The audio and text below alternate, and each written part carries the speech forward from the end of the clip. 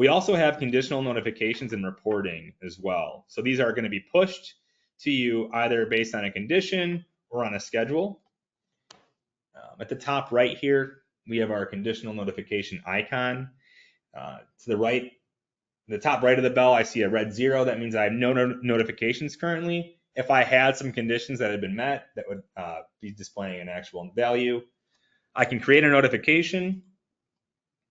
And what this is going to allow us to do is it's going to let me have the system tell me when a certain instance is happening. I pick my assets I want to monitor. So if I'm responsible for just one line, I would only select one line here. If I was responsible for the whole entire plant, I could select the whole plant. So you can kind of start to build out an escalation process that way.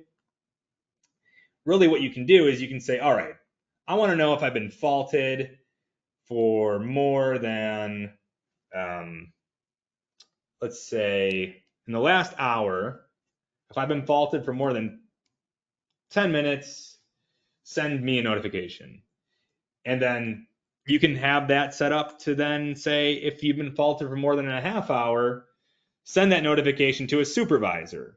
So you can start to build up layered notifications to build a really nice escalation process. And excuse me, one of the really powerful ways to use BEET is not only making better corrective actions, it's also responding to issues faster. So if we can build a platform that will let us get out to fight a fire or fix a fault, 4 minutes faster than we otherwise would have, that's saved efficiency, that's saved JPH off the end of the line. And that's really where we're going to provide value to any of our clients, is by increasing yield